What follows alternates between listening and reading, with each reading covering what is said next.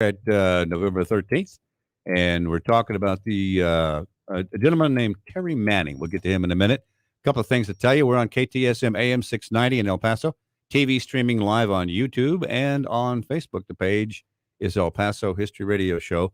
Also streaming live on the Facebook page, Remember in El Paso When. And we always say Texas history does indeed begin in El Paso. And Melissa's off today, but we do have her normally saying that you can find this audio streaming live on the internet.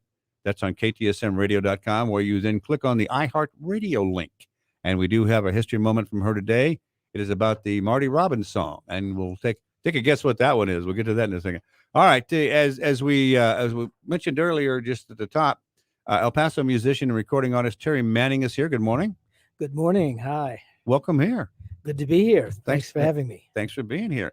Also, we got Talk and Rock Radio. The host is Rick Kern. Good morning. Good morning. Welcome here, dude. Well, thanks, man. It's good to be back. Yeah, it's been a while, but you're here now.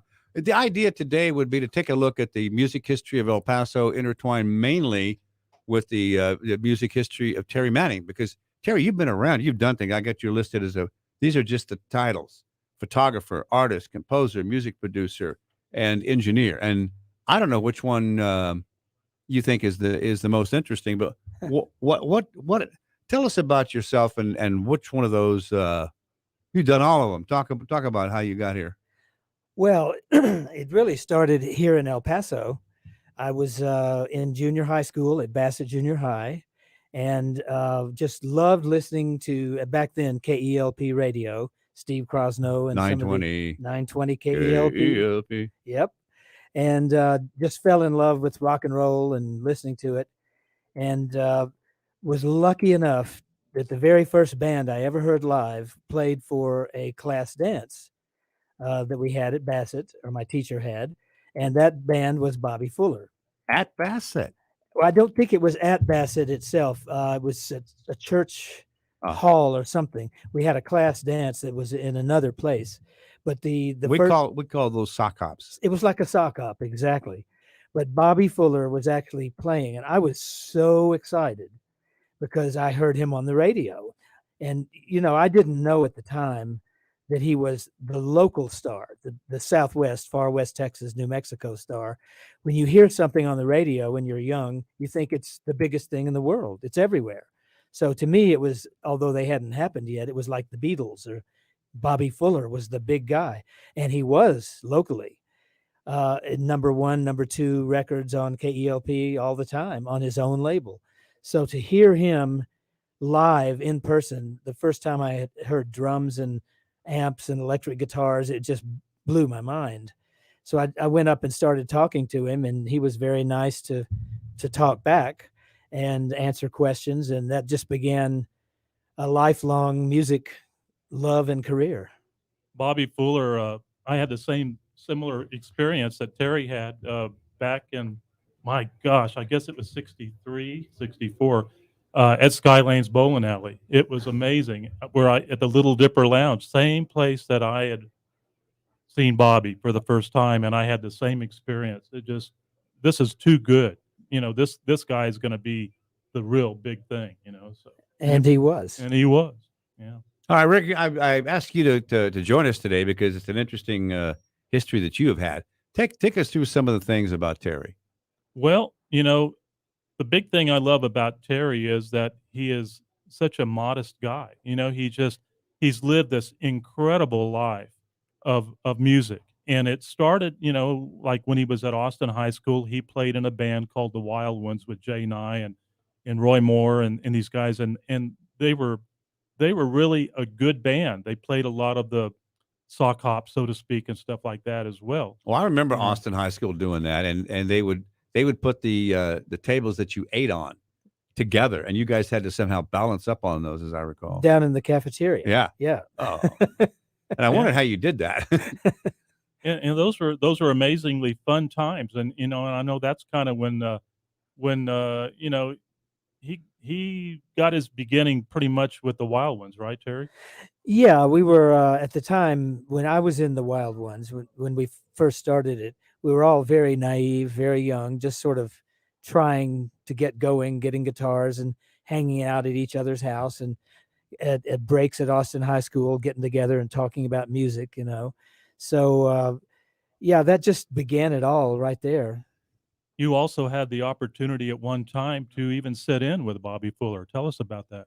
Well, that was at the very dance, the Bassett Junior High dance. I was maybe 13, 14, probably 13 years old, and went up to Bobby at the end of one of their sets. And I just said, "Hi, Mr. Fuller. I've got a guitar for Christmas, and I've been learning chords, and I know Peggy Sue. I know some songs. Could I come and play with you?" Oh, my. And if I were doing that now and a kid came up, I would just, probably as nice as I could be, but say, "Get out of here, kid. Wow. Leave me alone." But Bobby was so kind and so just a gentleman about it. And he said, "Sure, come on up. Let's see what you got." So he gave me his guitar. It was a Stratocaster, and that was the first electric guitar had even ever touched. I had not touched one before. I'd only had seen them hanging on the wall at the Melody Shop in Bassett What a Center. day that was for Oh, you. I know. And he said, "You play this. It's just like your acoustic guitar that you've got, but it's electric." And he got the other guitarist. It may have been Jim Reese. It might have been Mike. I don't know. One of the guys at the time. He got his guitar and played with me. And we did Peggy Sue and O'Donna for the junior high class. And that just got it started. I mean, after that, I couldn't leave, poor guy. I couldn't leave Bobby alone. Oh, I'd call him up on the phone. He had given me his phone number. Then we'd talk. How do you write a song? What does producing mean? What are you doing there? Why are you pushing that button? Just everything, asking questions. And every time he was just so nice and just answered questions and gave of himself so much that that to me was a very, very special person. The amazing thing about Bobby Fuller is everybody thinks of him as being a guitar player, but he was an amazing musician. He was a drummer first. He was a drummer first, and not just a drummer. This guy knew drumming. He was excellent. In the very first podcast that I produced last year, or first part of this year rather, was Dalton Powell, the drummer for Bobby Fuller. Yeah. And that was my favorite moment of knowing that I knew I wanted to become a drummer, because when I saw him at Skylanes that night, it was just an amazing feeling, just like when Terry saw him at that dance for the first time. The guy was magical. He put great musicians around him. Jim Reese, one of the finest guitar players in the world. This guy played in my band for 3 years after Bobby was killed, and one of the finest musicians I ever worked with. And I think Terry will vouch for that. Oh, Jim was very special. Bobby was very special. He was like, he had an aura. There was something about him that you just, in his presence, you just knew he had the drive. And I've worked with a lot of big stars over many years now since that time, but every big star that you work with or meet or know about, the one thing in common with all of them is there is an inner drive that I am going to make it. I'm going all the way. I've got the talent. I've got the brains. They just won't quit. And you could see that even as a very young teenager. I could see that in Bobby's face, in his demeanor. Well, and back to Jim Reese, one thing about Jim is that this guy had the memory of an elephant. When we were rehearsing, you would, like we were working on a song called Venus, for top 40 stuff that we were doing at the time. And I remember rehearsing with him that day. He would hear the song, and that's all he had to do is just hear it. Oh, and my. Then turn right around and play it. Oh, that's a talent. That's a gift. Amazing. It really is. Amazing. Interesting stuff. We're going to take a break here a little early in our fashion, as we do here on the El Paso History Radio Show. We got Terry Manning is here with Rick Kern, and we're talking a lot of history about music in El Paso. And we'll come back and maybe hit some of the headlines as to where Terry has been, because if you don't know who Terry is, you might want to hear some of the bigger pieces of the puzzle. And we've heard about Bassett and the Sock Hops. That's the most interesting stuff. All right, taking a break here. Come back in just a moment on the El Paso History Radio Show. Many retired El Paso area homeowners don't know where to begin when it comes to downsizing and selling their home. Patrick Tuttle and his Legacy Home team follow a proven process to help retired homeowners sell faster and for more money.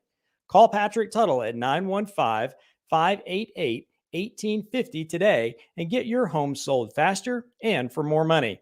That's Patrick Tuttle at 915-588-1850. Call him today.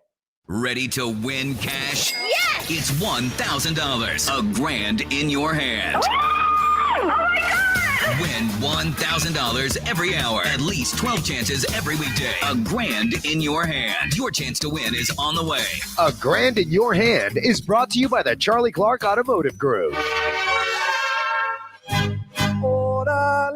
Susan, it's so great to finally be able to get together again. Oh, it sure is. And I really appreciate you picking up the bill. I'm happy to. I've got the extra cash. Since we've all been driving so much more again, I've been using Get Upside, the free gas app that pays you cash back for every gallon of gas you buy. Wait a minute. Are you saying you actually get paid cash when you buy gas with the Get Upside app? Yes, up to 25 cents a gallon. Cash back every time I buy gas. Does that actually add up to anything? Some months I make $200 to $300. Wow, that's serious extra cash. I'm downloading the free Get Upside app now. Download the free Get Upside app now in the App Store or Google Play to save up to 25 cents a gallon when you buy gas. Use promo code FUEL for a 25 cents a gallon bonus on your first tank. That's up to 50 cents a gallon on your next fill up. You can cash out anytime to PayPal or an e-gift card for Amazon and other brands. Just download the free Get Upside app and use promo code FUEL for a 25 cents a gallon bonus on your first tank. That's code FUEL. Beautiful, top quality, long-lasting dental implants as low as $19.95 at 1995implants.com.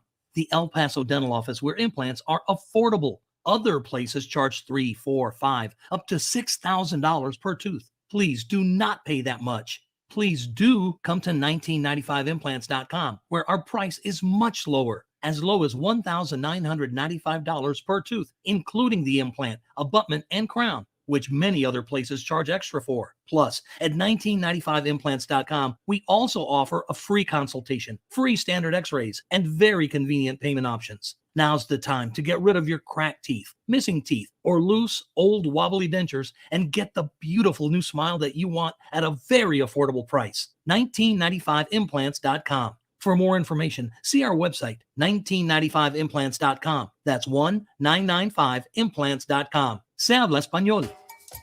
I'm Larry Gelwicks, the Getaway Guru. Join me on The Travel Show every Sunday evening at 7 p.m. We talk all things travel, favorite places, how to travel more and pay less, secret hideaways, discount airline tickets and cruises, and the best travel deals on the planet. It's The Travel Show every Sunday evening, 7 p.m. right here on News Radio 690 KTSM. And I'll tell you where to go and how to get there. El Paso's News Radio 690 KTSM.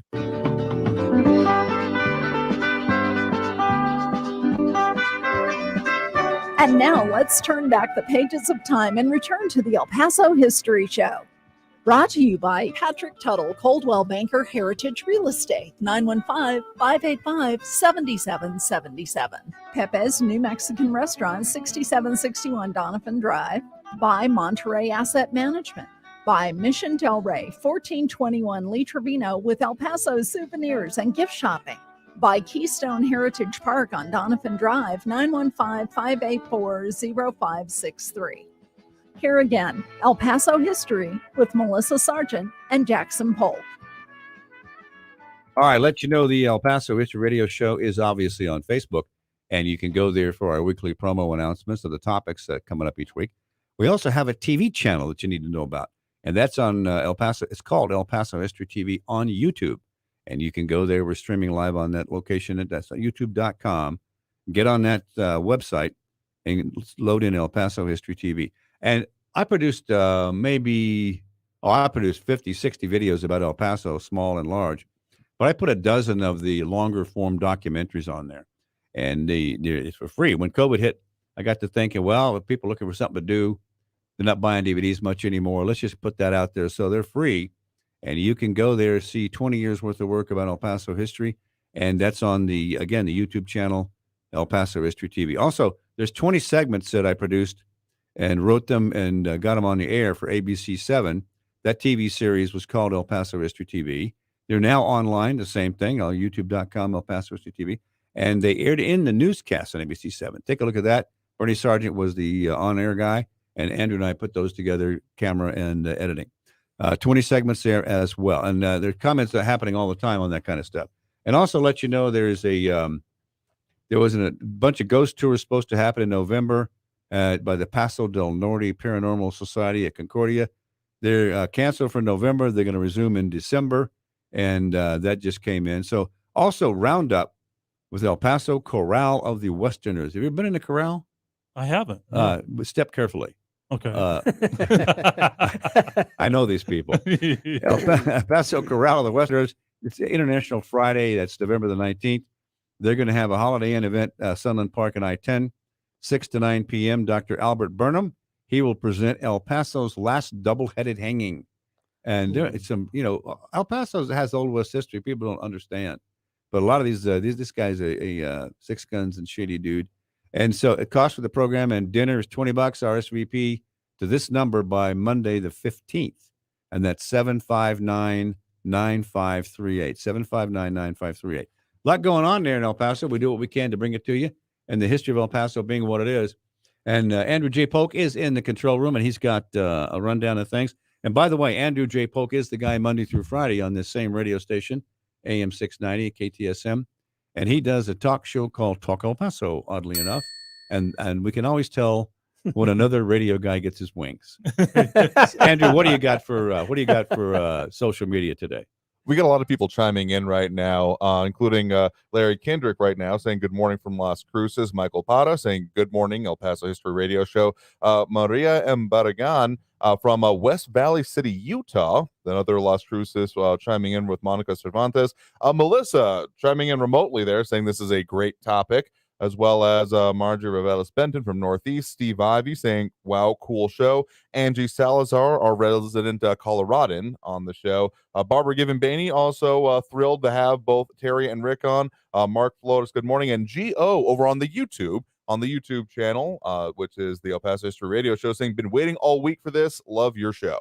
Thank you very much. That's cool stuff we got going on. Well, you're smiling there in the middle of that, Rick Kern. Oh, I love Barbara. I think having that on that pod, on her show, streaming this thing live. Thank God that started happening for you guys. Well, she's a volunteer and does a tremendous amount of work out there. Yeah, she really does. Let's take a look at some more Terry Manning history. Give us a broad brush headline and come back and talk a little more about Bobby Fuller. Well, I'm going to start off with a headline here that, before we leave El Paso with Terry and what he did after he left El Paso, let's go back to Bassett Middle School here, because I think we need to address something here that's really important. And a lot of people don't know this, but let's talk about a young lady that used to sit in front of you, Terry, in one of your classes. Well, yeah, at Bassett in the homeroom, because, we first would go to the homeroom before we went to the various different subjects of the day. Sitting in front of me was the cutest girl in the class at the time. And of course, all the guys would always kind of wink at her or do whatever you did at 13 years old. But she sat right in front of me. So I would kind of mess with her, trying to get her attention, thinking that would make her like me. Which you could reach her. Yes, I could actually reach out and touch someone. So one day she had enough of this, turned around with her pencil and stabbed me in the knee. Oh, the lead broke off. And if I could put my knee up to the cameras right now, you could see it. The little piece of black lead is still in my knee. Her name was Stephanie. Yep. And Stephanie Nix was her name. That's all we knew of as Miss Nix was Stephanie Nix. So we didn't know that later she would use her nickname of Stevie and be Stevie Nix and be in one of the biggest rock bands of all time, one of the lead singers of Fleetwood Mac. So that was quite a thing to grow up with. And in fact, at the dance that I mentioned where I first saw Bobby Fuller, we had to take a date. Every guy in the classroom had to take a girl in the classroom to this dance, to the sock hop, and your parents would chaperone. It wasn't really a date, but just kind of learning to do social graces and things. And I asked her because I was closest to her, and she said, okay. So I took Stevie Nicks to this sock hop. She was, I guess you could say, first date, but that was it. Our relationship was over. We didn't dance because I went up to talk to the band. And you didn't get lead poisoning from that pencil in your No knee. lead poisoning, but it's still there. I can see it every day. I remember Bassett. I went to Bassett Middle School. Excellent. Hounds. Go Hounds. Very interesting. Oh, yeah. And everything's expanded up there. You go up there now, there's other schools all over the place. Do you remember midday? We were usually out at lunch or PE or something, and all of a sudden the mountain across the street would blow up. They were always doing The quarry. The quarry things, The quarry up there, and all of a sudden you said, "Whoa!" Shook the ground, and what they were real smart. They had that quarry up there, but they weren't blasting the side you could mostly see from Alabama Street. They were blasting out behind that, and so that whole thing was just kind of bizarre. But I remember that very clearly, and that's just one of the experiences of the day here. I was on the football team. I was the quarterback for the Bassett Hounds. Oh boy! And that was one of our things during the football games. Don't let the other team know that the explosions might happen. Maybe it'll scare them. But Bassett was something else, and there's so many memories I have of Bassett, and they're good memories. And we used to take the bus up there, and that I never took a bus before, but took the city bus. Yeah. To go right up there. That was interesting history. That's cool. So what else about Bassett? Are we going to put that the caller's not on the air, Andrew? Did he have a question? No, it was just Roy Sinclair wanted to let us know he was tuning in from Joplin, Missouri. Oh, cool. Nice. Well, hello, Roy. Hey, Great. Roy. How's it going, dude? Well, we have people everywhere out there looking at us and listening to us. And the thing about Bassett, I don't know. Bassett was just a lot of fun. I enjoyed middle school.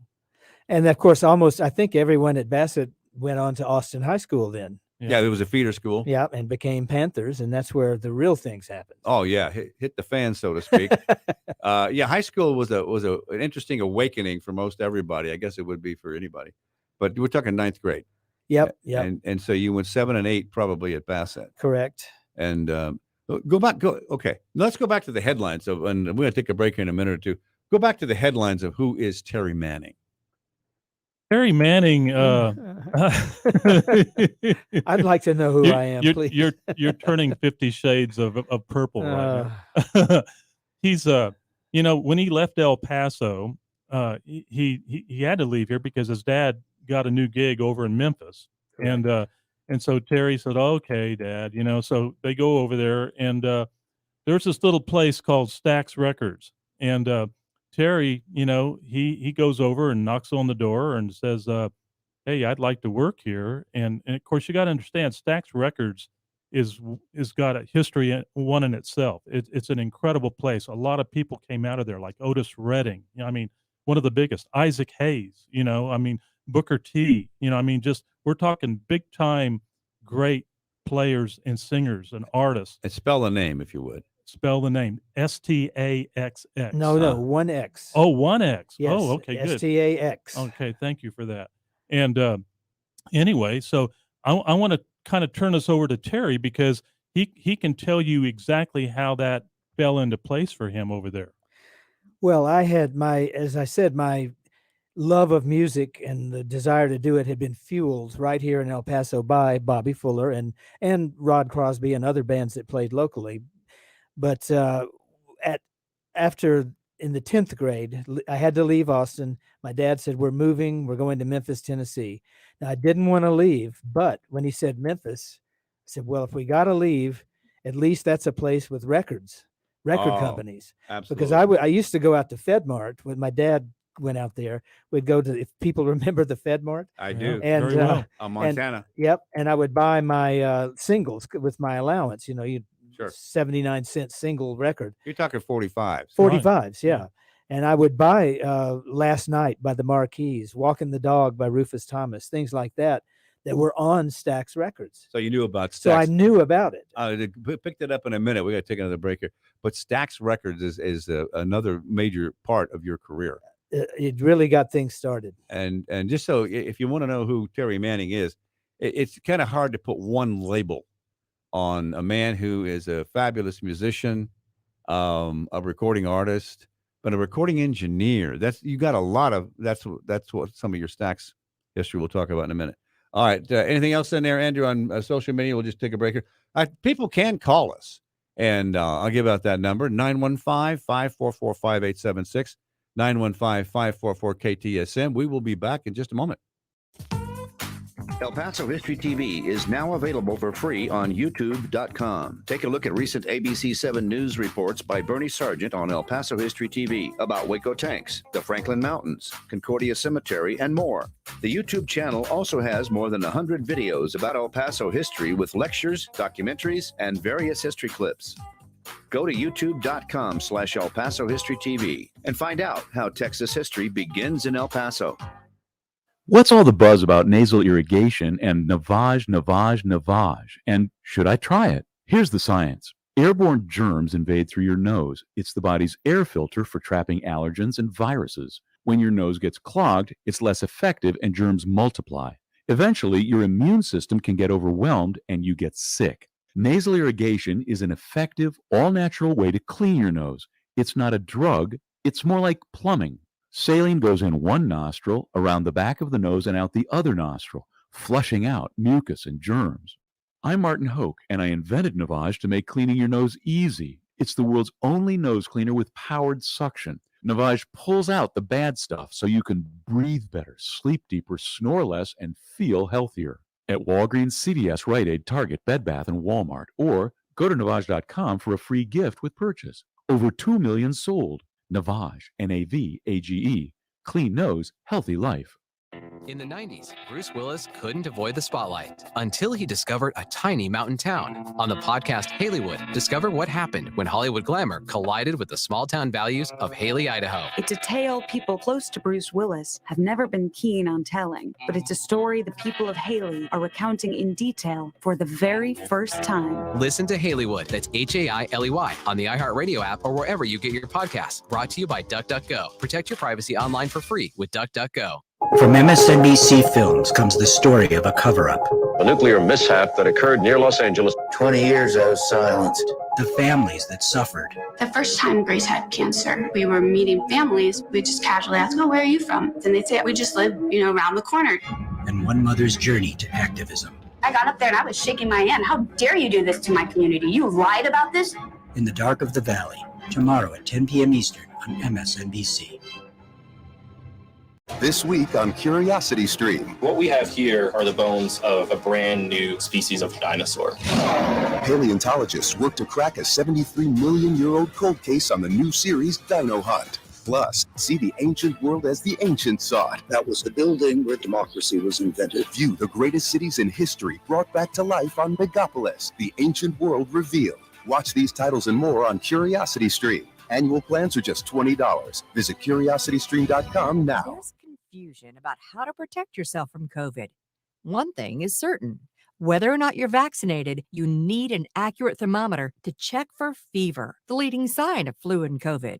Be vigilant and contact your medical provider at the first sign of fever. Don't rely on non-contact thermometers that have no scientific studies.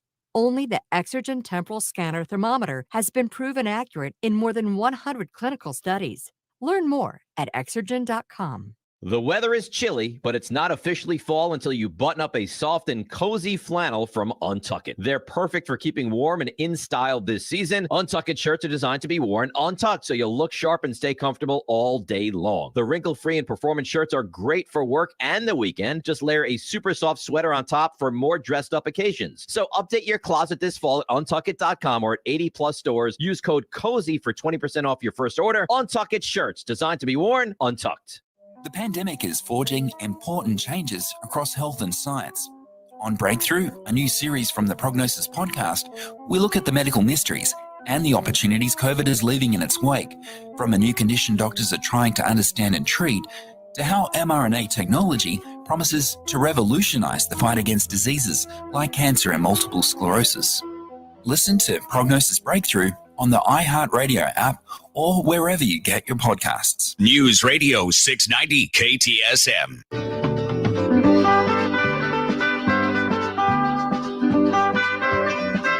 And now let's turn back the pages of time and return to the El Paso History Show. Brought to you by Patrick Tuttle, Coldwell Banker Heritage Real Estate, 915-585-7777. Pepe's New Mexican Restaurant, 6761 Donovan Drive. By Monterey Asset Management. By Mission Del Rey, 1421 Lee Trevino with El Paso souvenirs and gift shopping. By Keystone Heritage Park on Donovan Drive, 915-584-0563. Here again, El Paso History with Melissa Sargent and Jackson Polk. We expect Melissa back next week. She's off today, but in the meantime, I'll read some of the things we normally do. The celebration of our mountains on Sunday the 14th, tomorrow. Fall colors in McKittrick Canyon, Guadalupe Mountains. Hike there and also learn some El Paso history. If you want to go to the crash site of a March 1944 B-24 crash up on the Franklin Mountains, for information, times, and places to meet and all that good stuff, celebrationofourmountains.org. Get a hold of them, talk about that. And also support our advertisers. They're good people. Pepe's Restaurant in Cañutillo open today for in-house dining. 6761 Donovan Drive. Call Pepe himself, 877-2152. I'm considering going out there today. I don't know about you guys. You got plans, or you might make it? No? I live near it, so it's Right by its backyard for him. So you guys might be there as well today. We'll go with you. I'm not. I have to wait till after the show to check on something, make sure I can get there. But it's the home of the Juan and Ornery Margarita. It's a good one. You met Juan, right? I know Juan. Personally. I know him very well. Oh yeah. Well, also, friend, you can contact our friends in Monterey Asset Management on their website, m1ep.com, m1ep.com. They do asset management of properties. And Patrick Tuttle, Colwell Banker, Heritage Real Estate. Long name, great guy. They do good stuff. Call them up, 588-1850. They got homes for sale or for rent. So there's a bunch of stuff we needed to do there. We were talking about Stax Records. And under Stax Records, talk about this. There's a whole list of people, groups. So many people. And I think one of the most famous that Terry worked with was ZZ Top, you know. Well, not they weren't with Stax. They weren't with Stax, right. But we were talking about people, big name people that you wanted me to mention that he's worked with. And, go ahead and share. I know you were starting to talk a little bit about Steve Cropper and how all that came about, and then we can kind of transition into where it went from there. Okay. Well, when I got to Memphis as a 15-year-old, very excited that this was a city with record companies. Sun Records started there, of course, with Elvis and Jerry Lee Lewis and Roy Orbison and so many, Carl Perkins. All the rockabilly stars. Yeah, rockabilly and rock and roll started there, and R&B and soul music with Stax started there. So I was very excited about that. And one day after school, I had taken my guitar, a Telecaster. I finally had an electric guitar. I had taken my Telecaster to school, hidden it in my locker, and locked it up real good. And then after school, I got on the bus and took the guitar and took the bus as close as I could get to Stax Records, and walked the rest of the way, went up to the door, and there I was. It was in, and the museum that's there today is recreated to look like it. It was an old movie theater. So you had the big marquee that came out on the front, and they had changed from the Capitol Theater or whatever the movie theater was called to Stax Records. So I went up and knocked on the door, and a woman came and answered the door and said, "Yeah, can I help you?" And I said, "Yeah, I've come to sing and play and write and produce and anything you got. I'm here and I brought my guitar. Let's go." And she laughed, very gently, said, "Come on in, son. I'll talk to you for a minute." But so she was very nice and just asked me a few questions, and then said, "Well, you're a little young, and we don't really need anybody now. So why don't you come back in a few years and let us know, and go home and practice." And I was about to leave with my tail between my legs, and a guy walked through the lobby right at that moment. This is just one of those amazing, fortuitous happenings that comes along once in a lifetime. He walked through the lobby, a good-looking, tall guy, looked grown up to me as a 15-year-old, and he looked over at me and said, "Hey, son, what's in that guitar case?" And I said, "Well, it's a Telecaster." He said, "Oh, let me look. I play Telecaster." So we sat down in two chairs, got the guitar out, talked a little bit, strummed the guitar. He said, "Yeah, this is a nice guitar. I could play this." Yeah. And he said, "Why are you here?" And I explained again, I'd come to do anything they needed in the music business. I was ready. And he laughed. He said, "Okay, but can you just run a tape machine? Because we could use you to make some tape copies." "Of course, yes, sir. I can make tape copies." Well, this guy, it turned out, was Steve Cropper, who was the guitarist for Booker T and the MGs. He was the the head producer at Stax Records. He ended up later writing Dock of the Bay and so many big hit things. Otis Redding. He was a top music business guy that just happened to walk in the door as I was about to leave.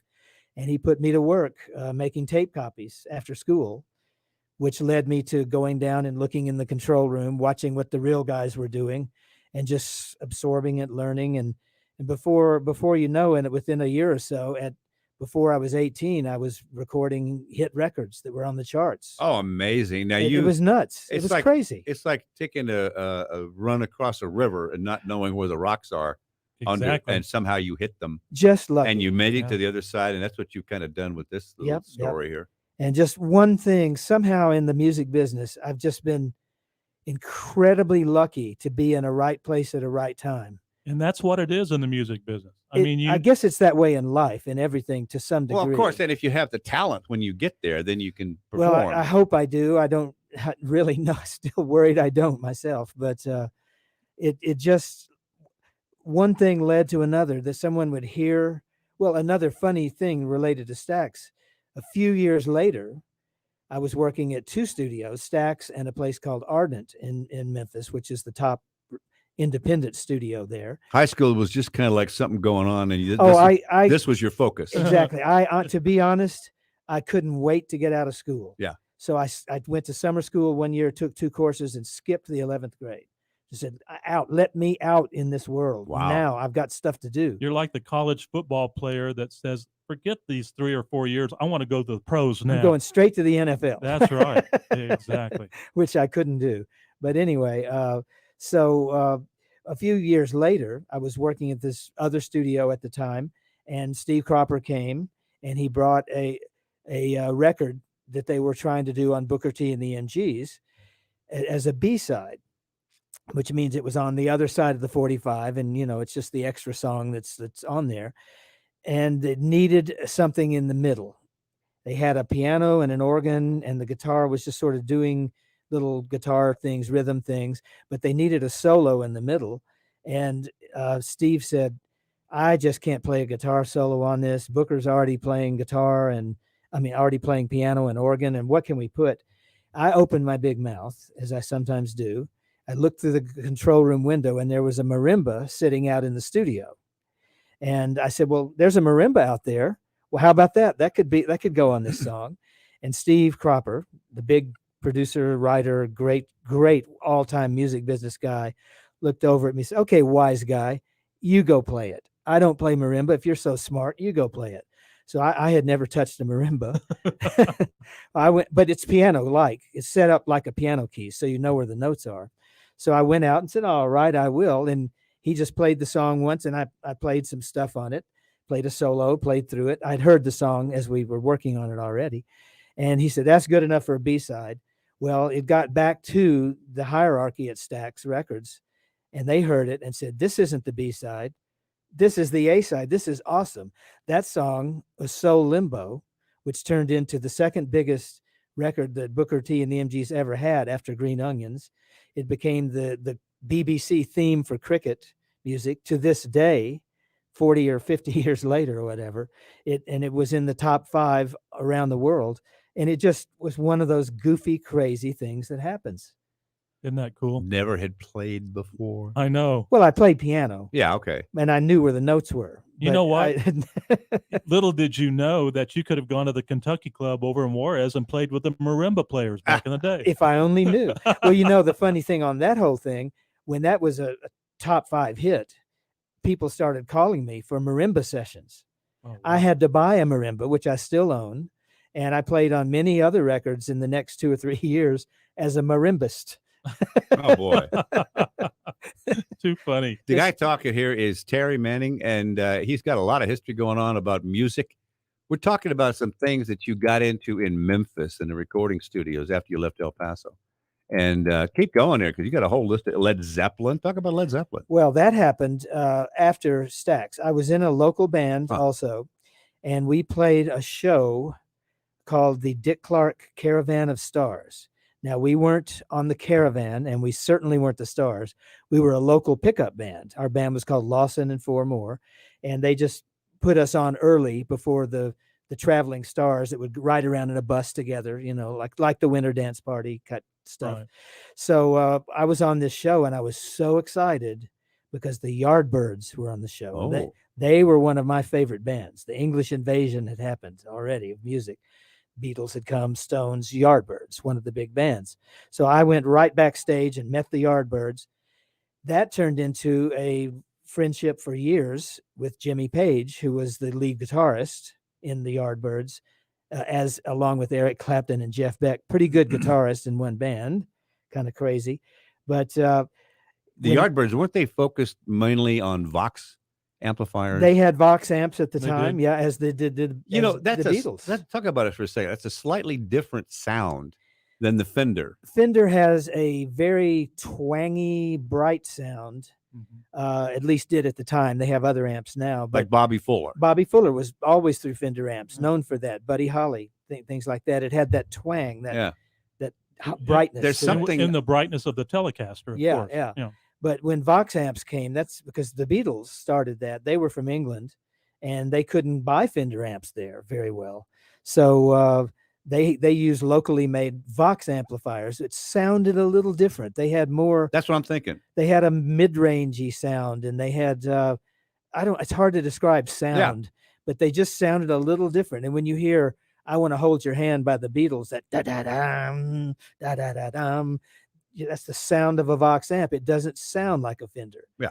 And I think that's a very small part, perhaps, but part of the sound that made the Beatles different. Yes. When it came to the U.S., people just wow.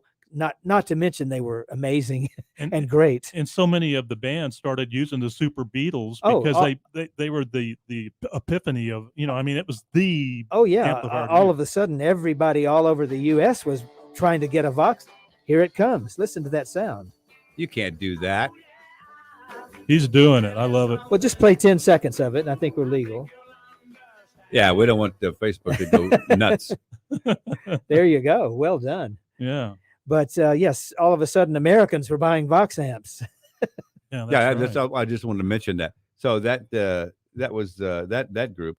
And well, I was trying to answer your question and didn't get to. I'm sorry, but meeting Jimmy Page, that made me a friend of the Yardbirds, and Jimmy Page, of course, later founded another band, a small group called Led Zeppelin. And where'd that name come from? Yeah. The Zeppelin itself was a dirigible. Yeah, blimp. A blimp that was from Germany. Right. And it would fly people around, the great big airship thing. It wasn't spelled the same, but lead. LED. I think Keith Moon, who was the drummer for The Who, when he was upset that Jimmy Page had founded a new band, Led Zeppelin, which became Led Zeppelin, and Keith Moon actually named it, and he said he meant LEAD, like the metal lead. A heavy balloon. He said your band is crap. They're going to go over like a Led Zeppelin, meaning it's so heavy it'll crash. Oh yeah. And of course, Jimmy changed the spelling slightly, and it didn't crash. It kept flying. It's still flying. It's the biggest band of history now, I would say. Maybe the Beatles. Those people make a lot of money, don't they? Oh God, yes. That was the days you could make money in the record business. Those days are gone, by the way, for the most part. It's significantly lessened, but back then you could be an Eric Clapton or a Jimmy Page or Jeff Beck, a Joe Cocker or whatever, and you're set for life. That's your career forever. So what am I hearing now? I think the aliens are coming. I don't know. It sounded a little like Led Zeppelin. I wasn't sure what that was. Coming to get us through the walls here. So to finish that story, I'm sorry, I digressed too much. When Jimmy Page came back with the Yardbirds for the next tour, which our band wasn't on, I went to the shows, of course, as many as I could, just to hang out with him. And one of the nights after a show, he rode back from Kentucky through Tennessee, all through the night. And we got to Memphis about 2 or 3 in the morning. I took him to Ardent Studios where I was working at the time and showed him my guitars and showed him my amps and showed him the studio. And we just hung out and just cemented a friendship, a musical friendship. So a couple of years, maybe a year or so later, when he had founded Led Zeppelin, he phoned me up and said, I've got our third album partially recorded, but I can't finish it. I know your studio and I know what you do. Can I bring it to you and you can finish it for me? So all of a sudden I'm there overdubbing, mixing and mastering a Led Zeppelin album out of nowhere, just because of the friendship and the things that went on, from Bobby Fuller to Steve Cropper, then to Jimmy Page. Each thing led to the next thing. But strangely enough, when the Led Zeppelin album became #1 in the world, Billy Gibbons, a guy from Texas, heard it in Houston and Austin. And they said, we want that And guy. he said, I want that sound. And the next thing you know, I'm 18 years working with ZZ Top on all their big hit albums. Oh, we need to get to that after this break, because ZZ Top is another whole entire story, I'm and sure. a Texas story. Oh, exactly. And we're talking with Terry Manning. And also the other guy sitting here talking with us is Rick Kern. We're never going to get through all this guy's history, but it's an interesting attempt we're doing. We can do it all night long. Yeah, we'll do that. Yeah, okay. Fair enough. But in the meantime, we need to take a break here. 544-5876. Give us a ring if you have a story relevant to this conversation. So back in a moment on the El Paso History Radio Show.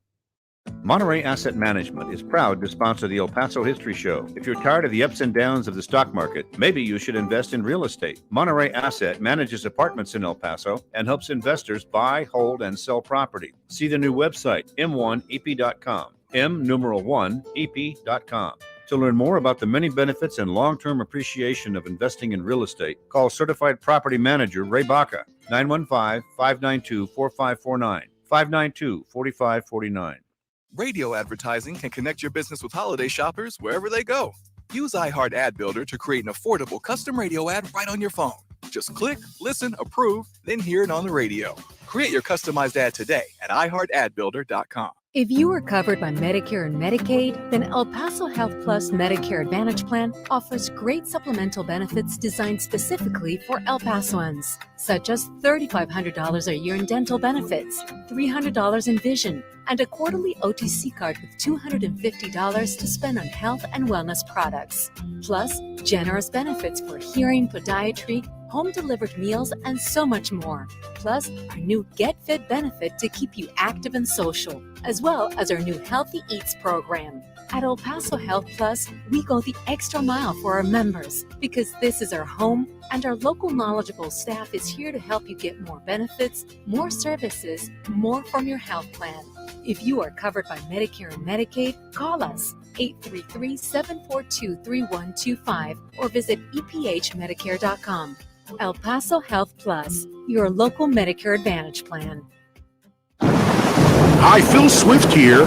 When that next storm is barreling down, get prepared with the Flex Seal family of products. Floods can destroy your home. Push Flex base deep into cracks and holes to help prevent flooding.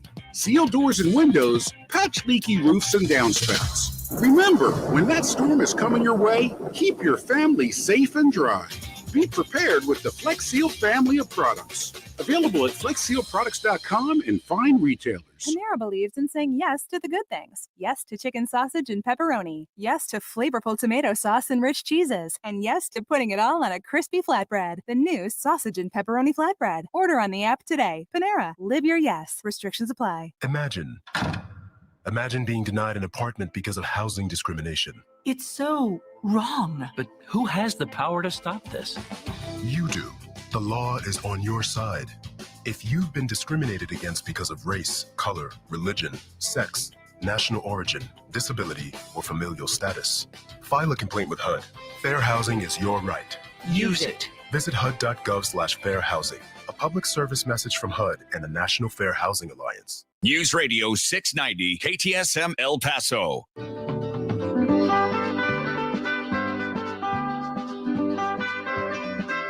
And now let's turn back the pages of time and return to the El Paso History Show. Brought to you by Patrick Tuttle, Coldwell Banker Heritage Real Estate, 915-585-7777. Pepe's New Mexican Restaurant, 6761 Donovan Drive. By Monterey Asset Management. By Mission Del Rey, 1421 Lee Trevino with El Paso souvenirs and gift shopping. By Keystone Heritage Park on Donovan Drive, 915-584-0563. Here again, El Paso History with Melissa Sargent and Jackson Polk. Jackson here, Rick Kern here, Terry Manning, and we're going to have a very short segment here. We talked too much in that last one. It's the way it goes. But we know how to talk. We do know how to talk. That's what we do. It's talk radio here, and we appreciate that. We got some things coming up after the break to talk about. But just to drop you some more names here: James Taylor, Diana Ross, Boz Scaggs, Ike and Tina Turner. You worked with all these people. Yes, it's a big list. And Joe Cocker, Shakira. Shakira's down here, Celine Dion. So that's just, what's the other? I have another whole list here. It goes down the rest of this other page down here. And it's Stevie Nicks we talked about, but the Ronnie Millsap. There's so many people here. We may just have to pick a few and have you focus on them next segment after the news here, because we got to get out of here just in a couple of seconds here to go to the news and come back. We'll do a history moment, top of the show on the second hour. But the Terry Manning here, world class, I would say, history of recording and music and just intertwined with everything going on there that you've done. It's a fabulous history here. Rick Kern's here sitting with us talking about this. We'll talk more after the break. See you then after the news here on the El Paso History Radio Show.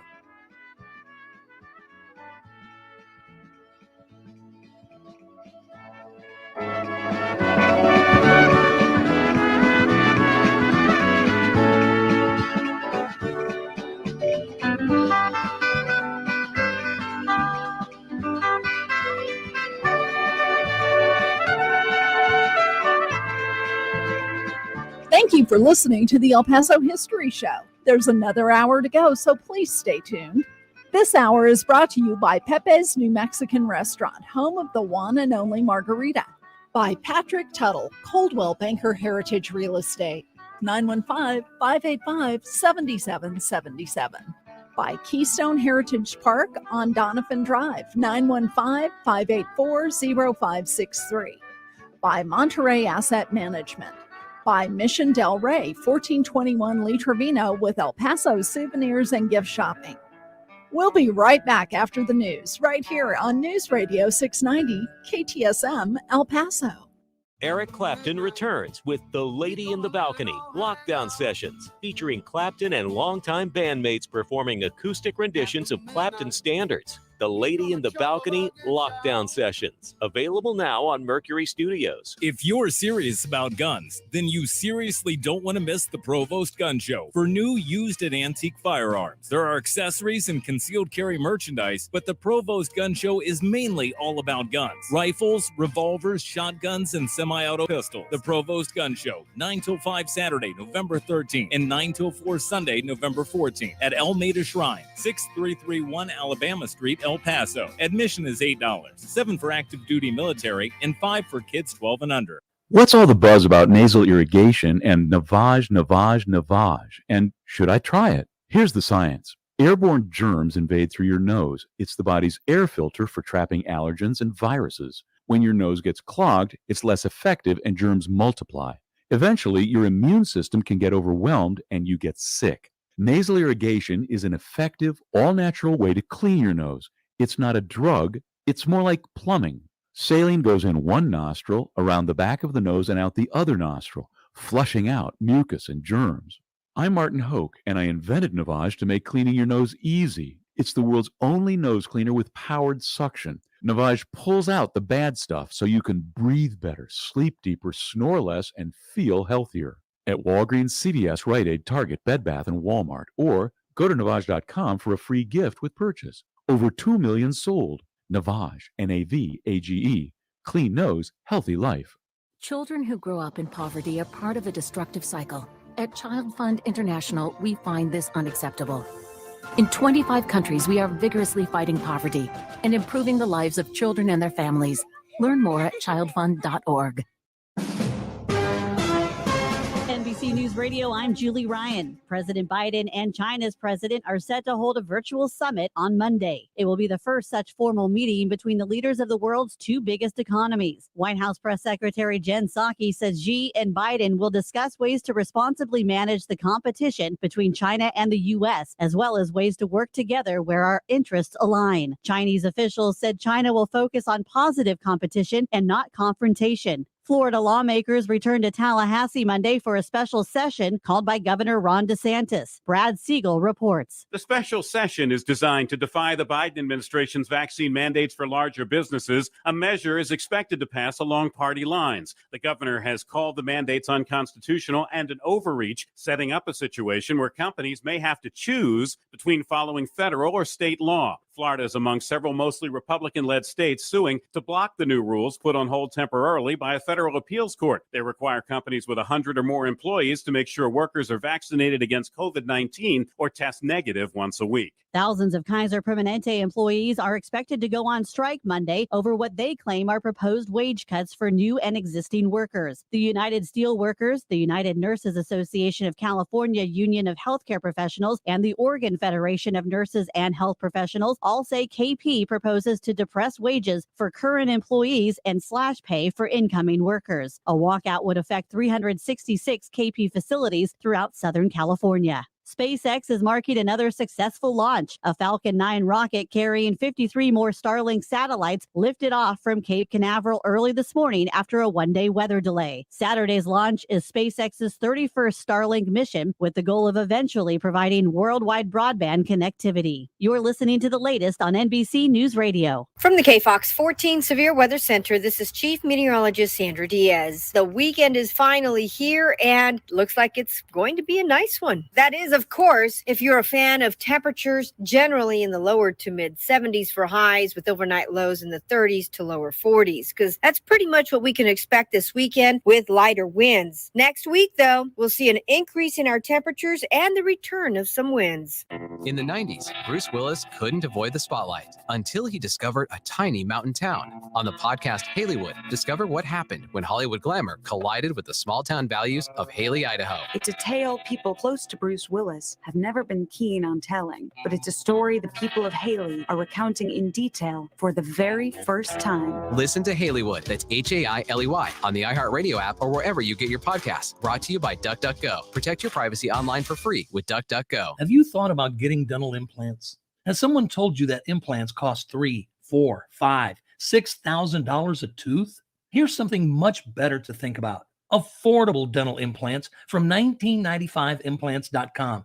The El Paso dental office where beautiful, top-quality, long-lasting dental implants are as low as $1,995 per tooth. That price includes the implant, abutment, and crown, which many other places charge extra for. At 1995implants.com, we also offer a free consultation, free standard x-rays, and convenient financing. 1995implants.com. You're going to love your new smile, and your friends and family will be telling you how great you look. Best of all, your dental implants are very affordable if you come to 1995implants.com. For more information, see our website, 1995implants.com. That's 1995implants.com. Se habla español.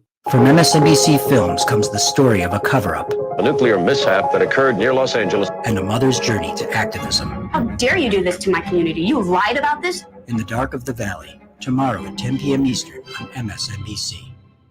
This week on Curiosity Stream. What we have here are the bones of a brand new species of dinosaur. Paleontologists work to crack a 73-million-year-old cold case on the new series Dino Hunt. Plus, see the ancient world as the ancients saw it. That was the building where democracy was invented. View the greatest cities in history brought back to life on Megapolis, the ancient world revealed. Watch these titles and more on Curiosity Stream. Annual plans are just $20. Visit CuriosityStream.com now. El Paso's News Radio, 690 KTSM.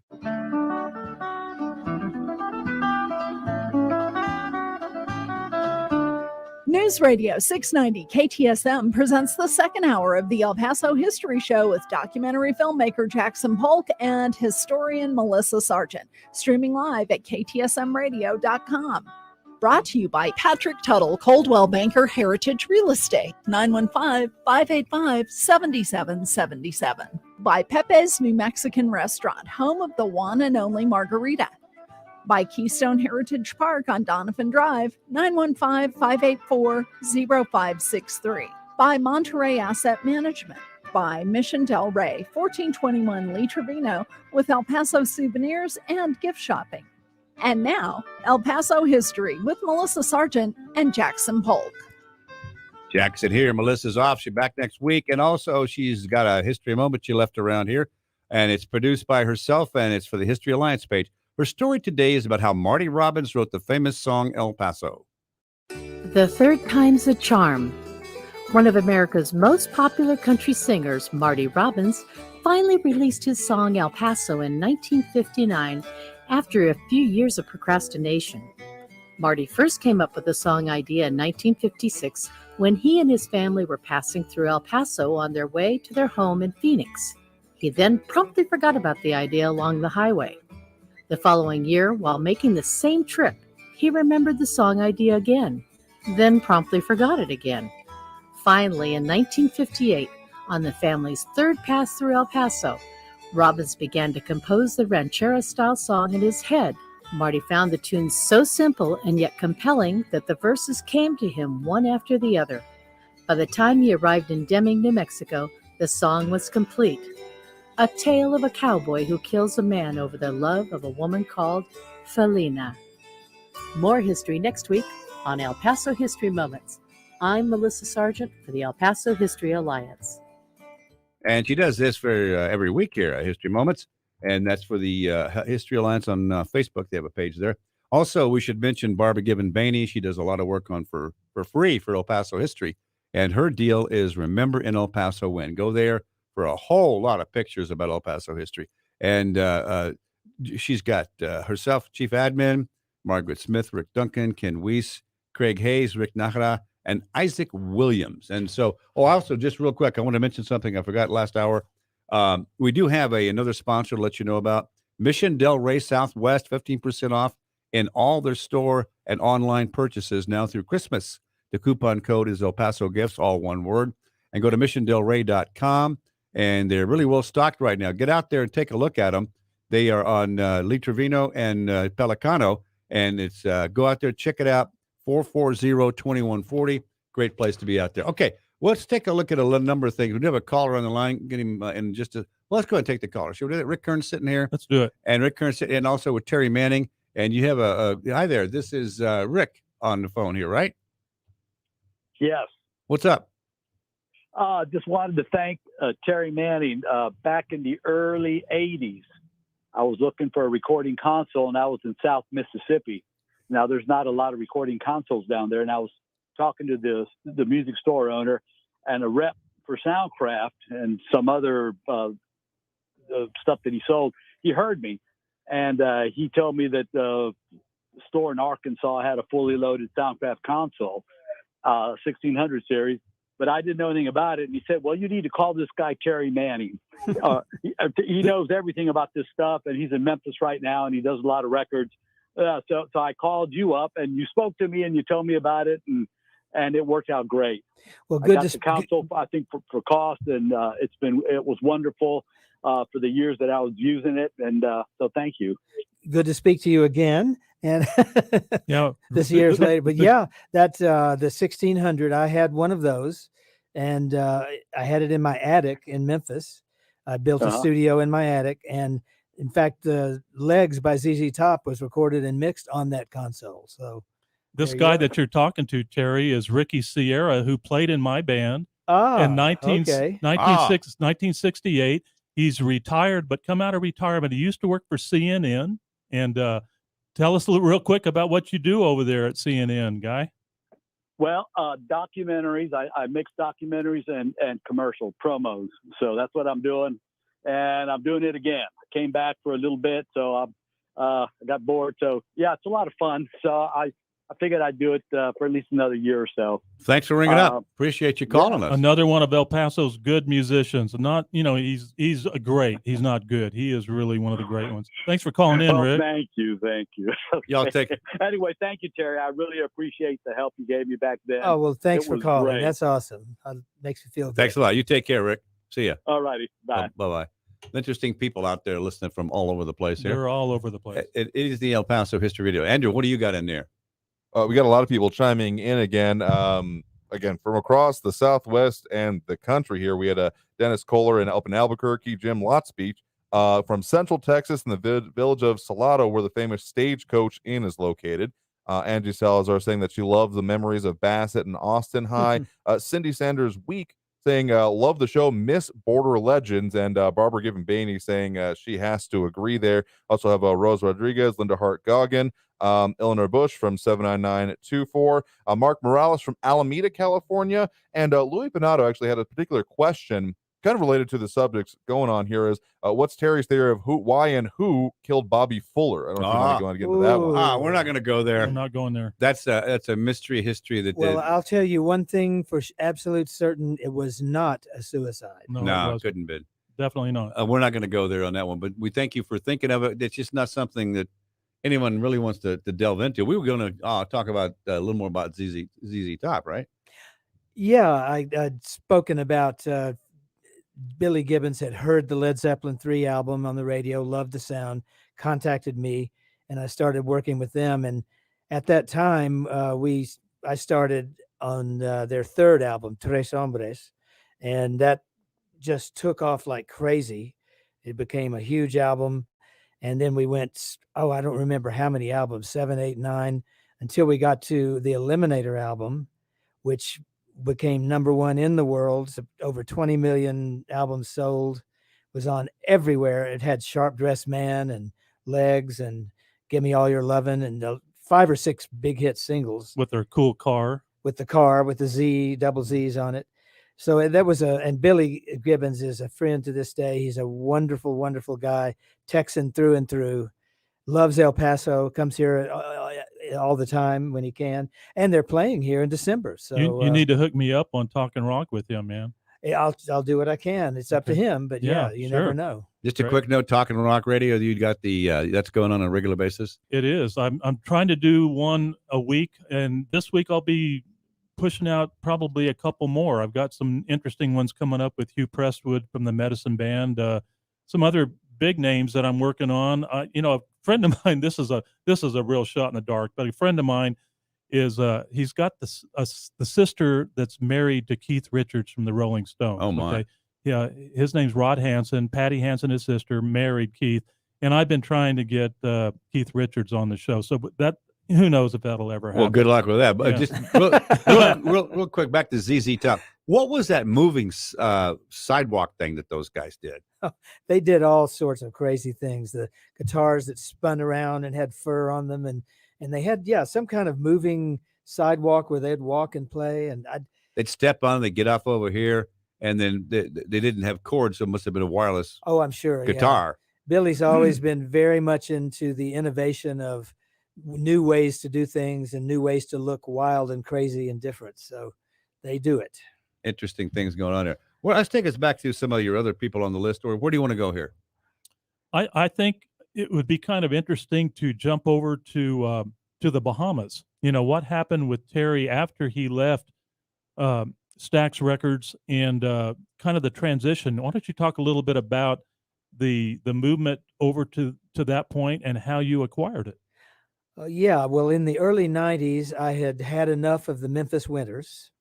Yeah, which are cold, and the summers there are very hot and humid. So anyway, I just thought, wouldn't it be nice to go somewhere else, like an island or someplace? And I started scouting around and realized that my friend Chris Blackwell, who owned Island Records, had a studio on an island, Compass Point Studios in Nassau, Bahamas. So I called him up, and he said, that I really want to do something with that studio now, but the guy that was running it was killed in a car wreck, and I don't know what to do. So I flew down to the Bahamas, met with Chris. He threw me the keys to the place, and I stupidly caught them right in the air. And really, while we were talking, he said, after we had talked a while and he felt comfortable with everything, he literally picked up the keys and threw them. And, it's just a reflex. You grab something that is being thrown at you. He said, okay, we're partners. You caught them.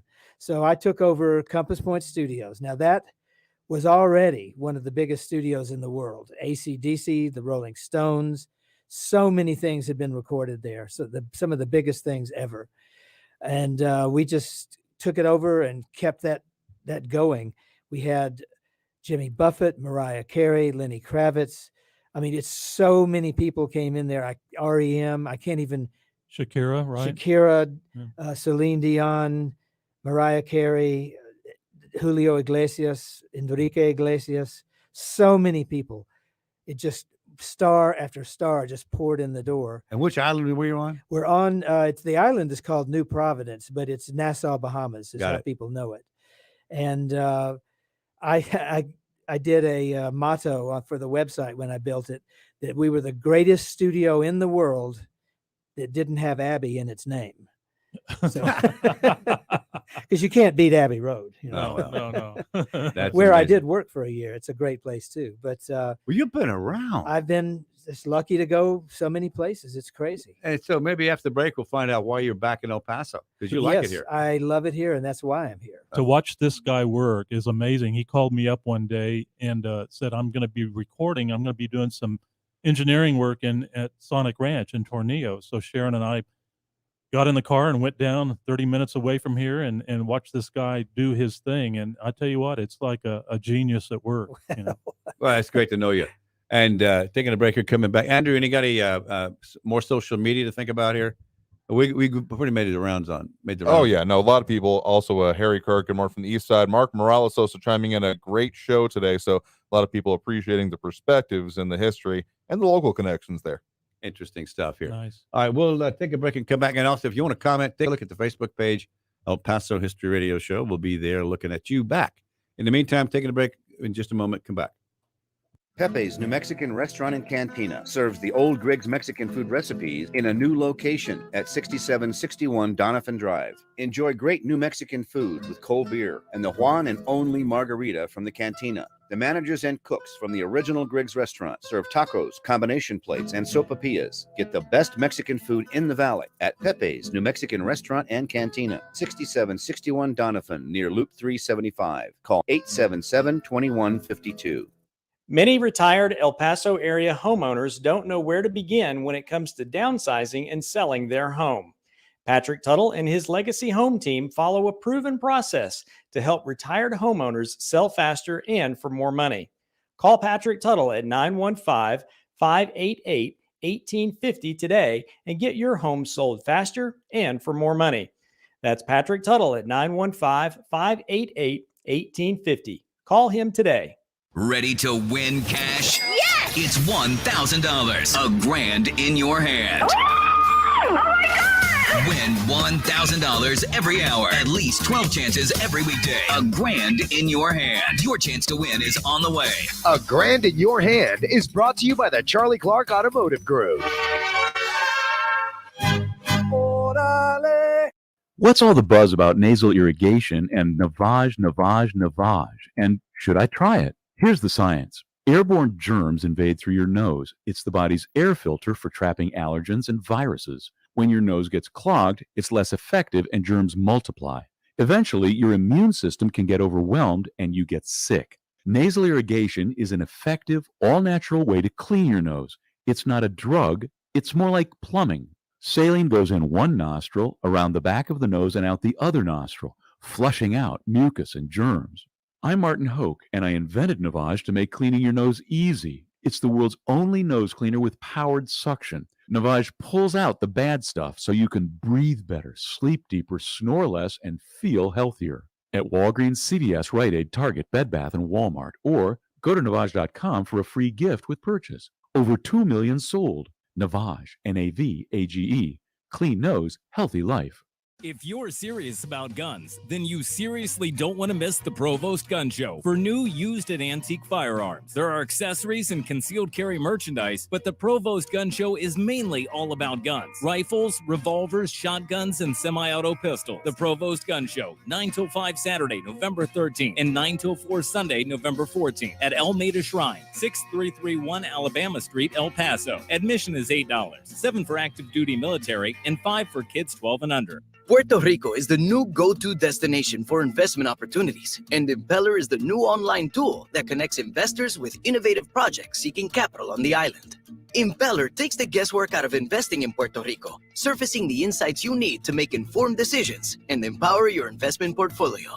Visit investpr.org/impeller and set up your account today to see what the island has to offer. Impeller, your hub for investment opportunities in Puerto Rico. powered by Invest Puerto Rico. Did you know that you might be overpaying for your prescriptions? It's okay, because there's an easy, convenient solution. Check GoodRx. GoodRx lets you compare prices at different pharmacies and shows you where to get the lowest price. Here's Joe, a doctor and GoodRx customer. I was able to look up some medicines that I was going to get, and it saved me a good amount of money. GoodRx is helping millions of people, and it can help you too. For simple, smart savings, check GoodRx. GoodRx is not insurance. In 2020, GoodRx users saved an average of 79% off retail prices. Individual compensated for their time. Visit GoodRx.com/radio to learn more. News Radio 690 KTSM.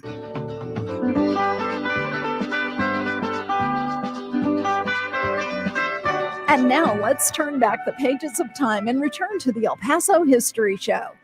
Brought to you by Patrick Tuttle, Coldwell Banker Heritage Real Estate, 915-585-7777. Pepe's New Mexican Restaurant, 6761 Donovan Drive. By Monterey Asset Management. By Mission Del Rey, 1421 Lee Trevino with El Paso souvenirs and gift shopping. By Keystone Heritage Park on Donovan Drive, 915-584-0563. Here again, El Paso History with Melissa Sargent and Jackson Polk. Next week, coming on the show on November 20th, a guy named David Varela. He is the concierge at the Hotel Paso del Norte, and he's seen a lot of stuff. We're looking at sort of an insider view of the hotel. I think he's got some interesting pictures, interesting stories, and Bernie's going to join us next week. Bernie Sargent. Great. Be great to have him back in here. And it's an insider viewpoint coming up on November 27th. That's the Thanksgiving weekend Saturday. We're going to run on the Leon Metz tribute from last year, because I don't think a lot of people who know this show could get enough of Leon. Back in the day, he is the giant upon whose shoulders we stand, and he passed away a year ago. So we're going to run that whole show all over again. The trouble with a rerun show is the announcements that are embedded in the show are not relevant. So you just got to cope with that. What I loved about that show is it's the first show that you all did live streaming. Yes, it was, and it was a great one. Yeah, it's gonna. So anyway, that's coming up here on the weekend of Thanksgiving weekend. All right, we probably should shift gears here and take a look at Border Legends. So there's too many things to cover with Terry Manning. Terry Manning has been around, been doing stuff. We talked about the island in the recording, and then also, why did you come back to El Paso? We can address that perhaps. Well, I was in the Bahamas, believe it or not. It's hard for me to believe, for over 25 years running Compass Point Studios, and ended up owning it. But every day, this may sound corny, but every day that I've been away from El Paso since I left many years ago, I've missed it. Every single day I've thought about it. The mountains, the desert, the weather, the people. And having worked my whole life and done pretty well in music and made a living, to be able to do more what I wanted than I was for so many years, I just thought, you know what? Why don't I go back there? I love it there. So I just decided, let's close everything down, pack it all up, put it in crates, and go back to El Paso. And here I am. I just love it here. How long have you been back? It's now almost 5 years. Close to it. Yeah, it's interesting. Right after we had finished doing one of our Border Legends shows, I think it was 2015. Yep. 16 was our last one, but 2015, Terry, right after the show, bought a house out in Northeast El Paso. Oh, we got a picture up there now of the Border Legends. Oh, yeah. And there's my girls. There's his girls dancing. I got those girls from the UTEP dinner theater. They were great. But anyway, so he bought this house. A fixer-upper, right, Terry? Real quick, take a look at this picture here. There's a couple of guys there you might know. Look at one that. Is yours truly. Yeah. And we're at the Border Legends, something else. Okay, back to where you bought the house. So anyway, he bought this house and he's fixing it up and everything. And then I think you had it for what, 1 or 2 years? I had the house maybe a year and a half, something like that. Yeah. It was over on the Northeast, close to where I had lived when I was back in El Paso, when I in Austin and Bassett. When Terry was over in Europe, he was over there visiting his son, I guess, and he sees this beautiful woman at a party that he was at, and they kind of googly-eyed at each other and everything. And next thing you know, he's doing a long-distance relationship, and anyway, brings Janet back to the U.S. Never had been to the U.S. before, and he took her to Kansas, where he had one of his houses, and he took her down to Bahamas and saw that down there, and she's going, United States, not too bad, you know. So he calls me up one day and he says, do you know of a jeweler? And I said, well, yeah, I've got a guy in our Lions Club, our current president, owns a jewelry store on Mesa. So he goes over and buys this humongous ring for this girl. And then one day we get this phone call and he says, well, Janet and I just got married. We're down at City Hall. And 5 minutes later, he's calling me and going, let's go to Kiki's for lunch. So Sharon and I got in the car and we went over and spent 3 hours at Kiki's. That was our wedding reception. That was our wedding reception. That's fabulous. It was one fine day. Yeah. So Mexican food is your thing. And by the way, you mentioned No. Growing up here, I never called it Mexican food. I just called it food. Oh, yeah. Yeah. Okay. But it's got the distinction. And you guys are thinking of going out to Pepe's today. Yeah. You going to go with us? I may end. There's something I got to check on after the show, and I might just trail on out there.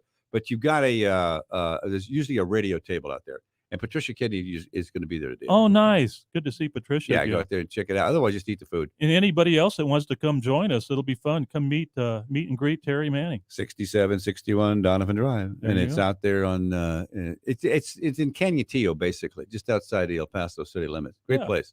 And Pepe's good people. They're good folks out there. They are. So let you know a couple of things. But also the Border Legends was an amazing experience.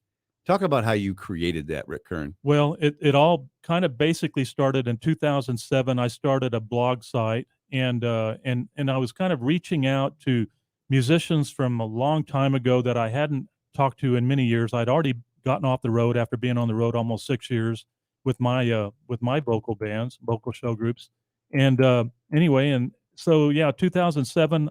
I see this site out in California called Orange County Then and Now. And I thought, wow, that's kind of a neat thing. And it was just kind of a retrospective of old clubs and bands and just all kinds of history, kind of like what we're doing today here.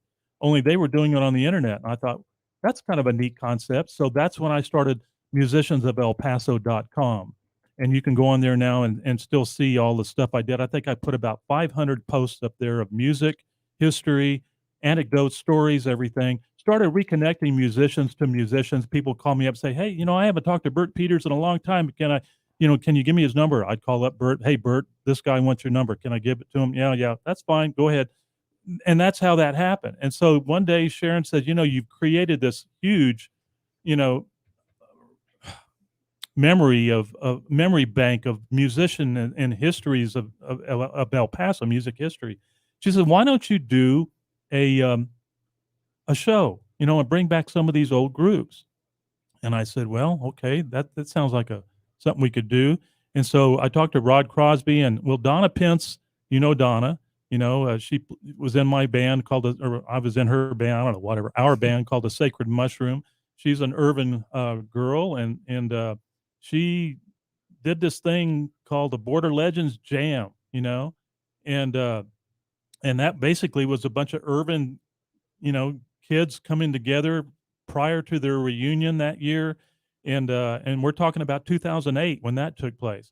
So long story short, I emceed that for her, and Rod Crosby did the sound, and we had all kinds of really neat bands playing, and it was just a lot of fun. And then we decided, why don't we do a real formal show and call it, and this was Zoomer Roberts, our good buddy from Applejack. Zoomer Roberts came up with the name Border Legends of El Paso. And so I adopted the name, got his permission, everything's cool, got it copyrighted.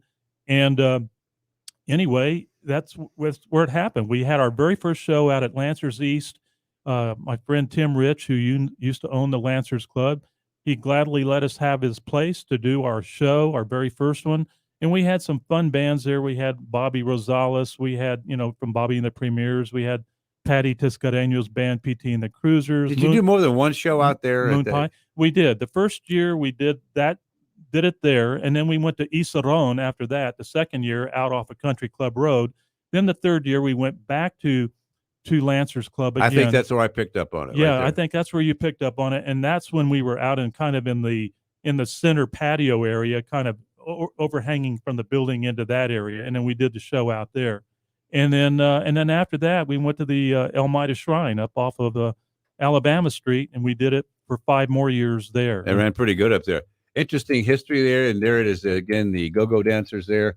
And is that That's Terry? Terry, is that you up in there? Yeah, I'm there. He was doing his tribute to Bobby Fuller in that show, and I recruited the girls from UTEP, the UTEP Dinner Theater, Avery Segapelli and Nabil Gonzalez, and they just did a heck of a job for Terry. Interesting history there. Taking a break here. We got to do that. Terry Manning is the guy sitting here with the history we're talking about, intertwined all over the place with this stuff. It's amazing what you have done and where you have been. And coming back to El Paso, it had to be the weather had to have something to do with it, right? That's a big part of it. Oh, isn't it? my goodness. After having lived in the places you have lived. Yeah, this week, who wouldn't want this? Oh, absolutely perfect here. All right, taking a break on the El Paso History Radio Show. Back in just a moment. Monterey Asset Management is proud to sponsor the El Paso History Show. If you're tired of the ups and downs of the stock market, maybe you should invest in real estate. Monterey Asset manages apartments in El Paso and helps investors buy, hold, and sell property. See the new website, m1ep.com, m1ep.com.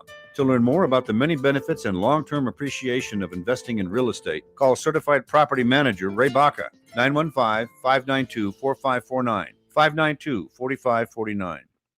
From MSNBC Films comes the story of a cover-up. A nuclear mishap that occurred near Los Angeles. 20 years I was silenced. The families that suffered. The first time Grace had cancer, we were meeting families. We just casually asked, "Oh, where are you from?" And they'd say, "We just live, around the corner." And one mother's journey to activism. I got up there and I was shaking my hand. "How dare you do this to my community? You lied about this?" In the Dark of the Valley, tomorrow at 10 p.m. Eastern on MSNBC. If you are covered by Medicare and Medicaid, then El Paso Health Plus Medicare Advantage Plan offers great supplemental benefits designed specifically for El Pasoans, such as $3,500 a year in dental benefits, $300 in vision, and a quarterly OTC card with $250 to spend on health and wellness products. Plus, generous benefits for hearing, podiatry, home-delivered meals, and so much more. Plus, our new Get Fit benefit to keep you active and social, as well as our new Healthy Eats program. At El Paso Health Plus, we go the extra mile for our members because this is our home and our local knowledgeable staff is here to help you get more benefits, more services, more from your health plan. If you are covered by Medicare and Medicaid, call us 833-742-3125 or visit ephmedicare.com.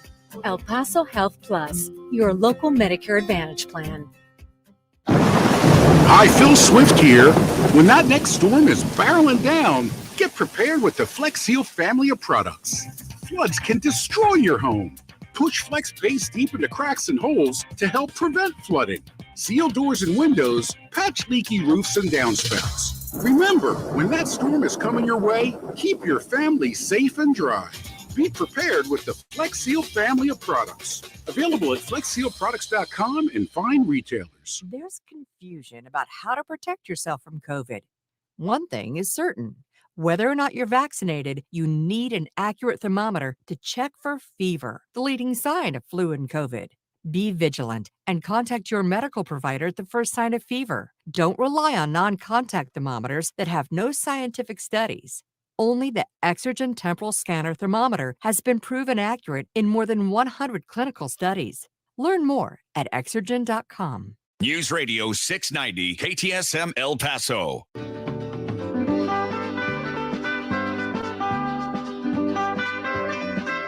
And now let's turn back the pages of time and return to the El Paso History Show.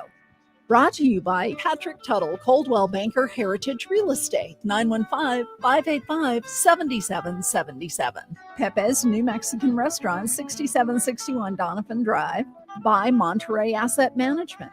By Mission Del Rey, 1421 Lee Trevino with El Paso souvenirs and gift shopping. By Keystone Heritage Park on Donovan Drive, 915-584-0563. Here again, El Paso History with Melissa Sargent and Jackson Polk. And we're back live here talking to Terry Manning. Rick Kern's involved here. We got a lot going on here.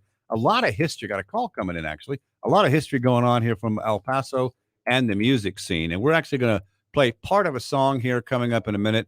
But let me know, I got to let you know now, first of all, about This Week Only in El Paso Inc. It's a national chain of primary care clinics has expanded into El Paso with plans for more locations. And despite the legal snags surrounding the city, the arena and Duranguito, some El Paso investors are charging ahead with restoration projects. Your full guide, and also in the ink, your full guide to this year's Winterfest is here. Check out the dates, events, and more. And El Paso's business journal, El Paso Inc., is available for home or business delivery and online at elpasoinc.com. Terry Manning here. We have Andrew, you ready for a song here? We should do a disclaimer here. We can't play the whole song on Facebook and or YouTube because they will stop the feed completely and kill the show. So what we're going to do is blank that out on when it gets to there. But in the meantime, we're going to play it full for radio, Andrew, and play it full for the iHeart feed. So if you're listening on one of those platforms, it's going to be a good. And what an intro this song here, Terry. Well, I wrote this song. This is by me as an artist, me singing, playing all the instruments. And I wrote the song about El Paso and the surrounding area. I just, Barbara's side of Remembering El Paso When almost inspired the song in a way, because I would read what people were saying. And I just got to thinking about being in high school, being in junior high, going to the Oasis, riding around, listening to Krosno on the radio, looking out of my window of my bedroom over the valley and seeing the lights. And I just wanted to put it in song. So I wrote a song called West Texas Skyline. And it's about Bobby Fuller first, then it's about Buddy Holly, who was not from El Paso, but was the idol of everyone growing up musically here at the time, and is a West Texas guy. And then it's about the scene of the times, the 60s, just the way things were. So I got inspired one day and had to do this song. And also the words are all online at our El Paso History Radio Show page on Facebook if you want to take a look at that. All right, Andrew, let's hit it and see how we do here.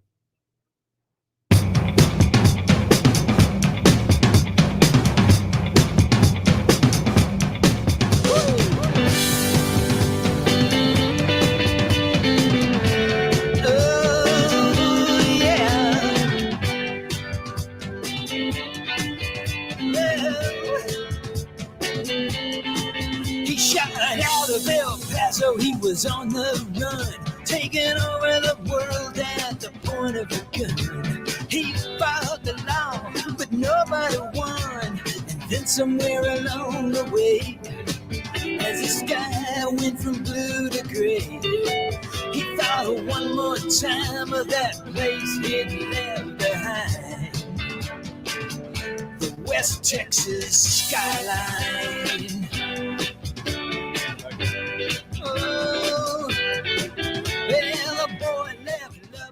All right, that's called West Texas Skyline. We can't play the whole thing because of rights issues on some of the social media pages. But Terry Manning, explain that song. It's fabulous what you did there. Oh, well, thank you. I tried to bring in the guitar from the song El Paso from Marty Robbins, the style that was played. That's the guitar you hear there. And that's a guy named Brent Mason in Nashville playing, one of the top guitarists of all time playing that. And the drums are great. Oh, I did the drums. Thank you. Really good, man. And also you have, you said it was, talks about Krosno and what else? The Oasis.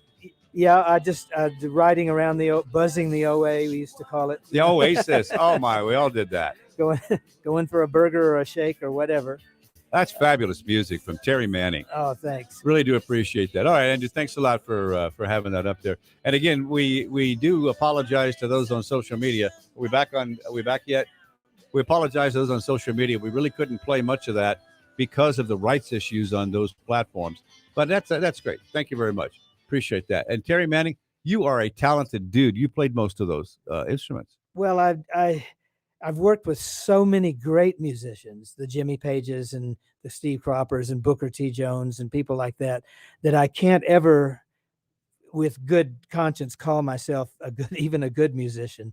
But I do play several instruments, and once I'm in the studio, I can play it until I get it right. That's true. And go back and right. fix it If yourself. I mess up, nobody hears it because I take it out until I do it right. What a fabulous world you live in. We even do it virtually, though. Remember when you and I put that thing together for out at Donna Pence's place? Yeah. She wanted a band to come play for, this is an Austin reunion. No, it wasn't Austin. It was Irvin. Irvin. Yeah. I'm all hooked up on Austin. The Irvin Rabbits. Rockets. Sorry. Yeah, Tim Jordan. That was nice. You did that on purpose. I did that on purpose. That's for Tim Jordan. Tim Jordan always says the Rabbits. Crazy history. We're talking music here. All right, we got a caller named Raul. Raul, what you got on your mind this morning? Hey, great show. Interesting to hear Terry's story. Very, very interesting. I had an opportunity years ago. I hung around musicians and got to be friends with Mario Otero, who was friends with Tony Rancich, who built that sonic studio. I understand all kinds of famous musicians have recorded there. Could you give us some names of some of the groups that have worked there? Yeah, there's a wonderful studio that Tony has out near Tornillo, right on the border, I believe it is. He has a pecan ranch out there. I think it's 36,000 acres or something gigantic. That's huge. It's one of the biggest pecan ranches in the world. Tony loves music so much. He became a friend of Stevie Ray Vaughan, Billy Gibbons, a lot of Texas musicians. So he just put in a wonderful studio out there. It's really big and really good. He's got a brand new room out there now. Yeah, and I don't know huge. all the clients they've had, so I can't really say. Hey, Raul, thank you for the call. I do appreciate it. But it's a great place, yeah. Oh, yeah. The history goes on and on and on. And so what else you got, Andrew? We had another question come in on social media, specifically Dale Anson asking what street you grew up on, Terry. I was going to say no before the question came in. The answer is no. But, the answer is Taylor. I was on Taylor Street over what I called them the President Streets. Oh, yeah. In Northeast. Because Polk, Taylor, Fillmore, Pierce, Buchanan. all of those were right together there. And I was on 3416 Taylor. Oh, you're just down the street from Bassett School. Then. Oh, yeah. I would walk to school just up the hill or the mountain. Cool. And did we finish Border Legends? We got into that a little bit. That was actually a great thing you created, Rick Kern. Well, back in the day, it was a lot of fun. We showcased and brought in a lot of groups that played from the past, and there's just way too many of them to mention. But Peggy Sue came. Peggy Sue, in fact, that's right. You brought her there. The real Peggy Sue. The Peggy Sue. Do you remember the radio show that you and Rod and I did, and I had Peggy Sue on the other line? That's true. You brought her in. That was kind of fun. She was in Lubbock, and she didn't know, but I had Rod Crosby, my co-producer of Border Legends, standing by to play the song Peggy Sue to Peggy Sue. And so we did that on Skype, and then but it was the next year, I believe, is when we brought Peggy to El Paso to bring her book and sold it at our show, and we had a lot of fun with her. God bless her. We've lost her now. She passed away not too long ago, but we do miss talking with her and everything. But yeah, the Border Legends was a lot of fun. We had to kind of bring it to a halt. For numerous reasons. A lot of it had to do with cost to produce that show. Oh, yeah. The bands never got paid. They came in to play because they wanted to do it. They wanted to bring back the memories and keep the memories alive. And that was my whole intention. It was never about perfection. It was never about we're going to be a battle of the bands. It was never like that. No. Well, you brought in all kinds of people. It was amazing to see those people up on the stage. Terry brought in, he brought in people, these were great musicians. Incredible musicians. We had a gal that was the flautist for Jethro Tull, Christine, what's her last name? Gangelhoff. Yeah, Gangelhoff, yeah. And his bass player, just Leo Valvasori. These guys are all great studio musicians that were wonderful. So we had a mix of that. And then we had bands like the Chains that came in. They had they hadn't played in 44, 45 years. They came in, rehearsed that afternoon in the bar at the Almeida, and got up and played that night. And you would have thought they were still playing all that time. It was fabulous. I went to a bunch of You don't forget your music. You don't. No, you don't. If you love it and you're passionate about it, and that's what this is all about. Love has always been my first love. Music has always, boy, that was and stupid. Love. Music, yeah, love is always lovable. Anyway, music's always been my first love, and I've always had a passion for it. And bringing back this with Border Legends, what needed to be done. Well, it was great you did that. We got a caller in line here named Carlos. Carlos, what's on your mind real quick? Carlos, go ahead. Carlos. Hello, Carlos. Carlos going once. Carlos. He didn't realize we have a delay on this radio show. Carlos, Yes. Go ahead, Carlos. This You're on is here. a heavy conversation right here. I'm glad and proud to say that I went to Bassett 66 and 67. All right. Great years back then. I used to live there 30 nations. Oh, Nations, yeah. I was there a Nations little to- before Nations to you. Russell. Once you're a Basset Hound, you're always a Basset Well, Hound. it's an interesting thing. A middle school had that kind of back. You know the theme of the song of the Bassett? Oh, I can't remember, unfortunately. I do. You remember that, Jackson? Not offhand, no. Don't sing it. Bassett is brave and Bassett is bold. Bassett's a team that no team can hold. Yeah. Okay, Carlos. We're gone, Carlos. Thanks for calling, Carlos. Appreciate that. Yeah, That's nuts. Notre Dame will sue us. That's right. Facebook will come eat our lunch. Well, we're going to get sued. It's funny that Bassett had the Notre Dame fight song with new lyrics, and Austin had the On Wisconsin That's fight true. song with new lyrics. And you steal them and you just love it. Oh, that's fun. And your years at Austin. I mean, you didn't go. You went to Austin. You said 2 years. Yeah, 2 years at Austin. Did you ever light the A? I didn't go up to light the A, but I would sit in the stands of the football games scream and yell. wait for it to come. That was very exciting. I was one of those nuts up on the mountain doing Oh, that. that's awesome. Was that- Never again. Was that Kai that did that? Yeah, that's the name of the group I was in. Yeah. Yeah. All kinds of people. Hey, Andrew, is it time for a break here? Is that what you can do to me? Taking a break here on the El Paso History Radio Show. And Andrew J. Polk, once again, he is Talk El Paso Monday through Friday on 690 AM, and it's 4 to 5 p.m., and he's got the bell, so don't mess with him. We shall be back in just a moment. El Paso History TV is now available for free on YouTube.com. Take a look at recent ABC 7 news reports by Bernie Sargent on El Paso History TV about Waco tanks, the Franklin Mountains, Concordia Cemetery, and more. The YouTube channel also has more than 100 videos about El Paso history with lectures, documentaries, and various history clips. Go to youtube.com/El Paso History TV and find out how Texas history begins in El Paso. Panera believes in saying yes to the good things. Yes to chicken sausage and pepperoni. Yes to flavorful tomato sauce and rich cheeses. And yes to putting it all on a crispy flatbread. The new sausage and pepperoni flatbread. Order on the app today. Panera. Live your yes. Restrictions apply. What's all the buzz about nasal irrigation and navage? And should I try it? Here's the science. Airborne germs invade through your nose. It's the body's air filter for trapping allergens and viruses. When your nose gets clogged, it's less effective and germs multiply. Eventually, your immune system can get overwhelmed and you get sick. Nasal irrigation is an effective, all-natural way to clean your nose. It's not a drug, it's more like plumbing.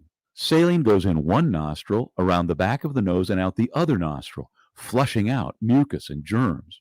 I'm Martin Hoke, and I invented Navage to make cleaning your nose easy. It's the world's only nose cleaner with powered suction. Navage pulls out the bad stuff so you can breathe better, sleep deeper, snore less, and feel healthier. At Walgreens, CVS, Rite Aid, Target, Bed Bath, and Walmart. Or go to Navage.com for a free gift with purchase. Over 2 million sold. Navage, Navage. Clean nose, healthy life. Radio advertising can connect your business with holiday shoppers wherever they go. Use iHeart Ad Builder to create an affordable custom radio ad right on your phone. Just click, listen, approve, then hear it on the radio. Create your customized ad today at iHeartAdBuilder.com. iHeartRadio's 2022 Podcast Award nominees are waiting for you to start your binge. The iHeartRadio Podcast of the Year award goes to... Tap play on Podcast of the Year nominees like Stuff You Should Know and Smartless. Check out true crime podcast nominees like Dr. Death and To Live and Die in LA. The best comedy podcasts, best news podcasts, and over 20 other categories featuring the best of the best. Open the free iHeart app and tap podcasts to start binging today. iHeart. Discover music, radio, and podcasts you'll love. Today is a day that historians will write about.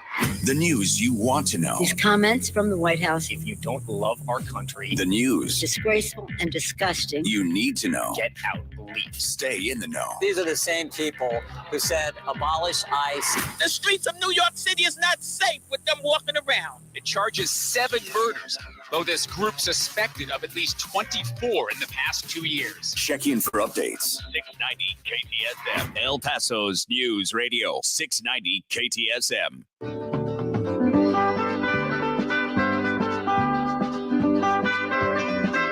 And now let's turn back the pages of time and return to the El Paso History Show.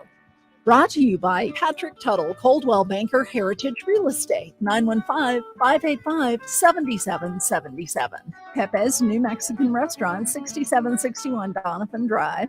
By Monterey Asset Management. By Mission Del Rey, 1421 Lee Trevino with El Paso souvenirs and gift shopping. By Keystone Heritage Park on Donovan Drive, 915-584-0563. Here again, El Paso History with Melissa Sargent and Jackson Polk. We expect Melissa back next week. In the meantime, it's me and Rick Kern and Terry Manning, and we've been talking an amazing amount of recording history, music history, Bassett Middle School, a whole lot. I really hadn't planned on working on that one. You got to start somewhere. Well, yeah, but I mean, a lot of things did happen there for a lot of people. You sort of turn a corner at that age. I did anyway. So Terry Manning, what would you say are your career highlights, and what do you got coming up? Oh gosh. Yeah, I do have a website, terrymanning.com, where people can read things I've done if they so choose.